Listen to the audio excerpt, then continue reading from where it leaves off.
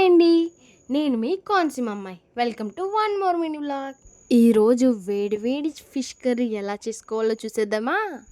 ఈరోజు కుకింగ్ మా అమ్మ కాదు, మా చిన్నమ్మ. ఎందుకంటే ఈరోజు ఫ్రైడే కదా, మా అమ్మ నాన్ వెజ్ తిందు, ముట్టుకోదు. మా చిన్నమ్మని అడిగితే తెచ్చుకో వండుతా అన్నదని తెచ్చేసా. ఫస్ట్గా మనకు కావాల్సినవన్నీ రెడీగా పెట్టేసుకుంటే ఈజీగా వండేయచ్చు, ఈజీగా వీడియో కూడా తీసేయచ్చు. అవి అన్నీ ఎందుకులే కానీ మనం రెసిపీలోకి వెళ్ళిపోదాం. ఫస్ట్ తెచ్చుకున్న ఫిషెస్ అన్నీ కల్లుప్పుతో నీట్గా కడుక్కోవాలి. ఫస్ట్ ప్యాన్ పెట్టేసుకొని ఆయిల్ వేసుకోవాలి. అది బాగా హీట్ అయ్యాక ఆనియన్స్, పచ్చిమిర్చి వేసుకోవాలి. ఇవి దోరగా వేగేంత వరకు కుక్ చేసుకోవాలి.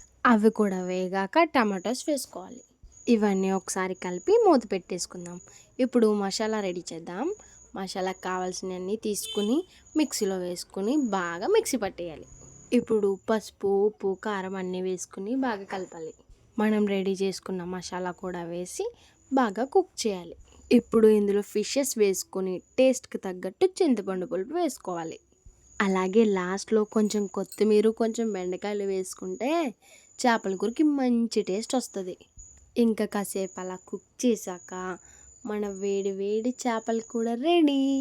లాస్ట్లో మంచి ఫ్లేవర్ కోసం కొత్తిమీర జల్లుకోవాలి. సో అదండి ఈరోజు వంట ముచ్చట్లు.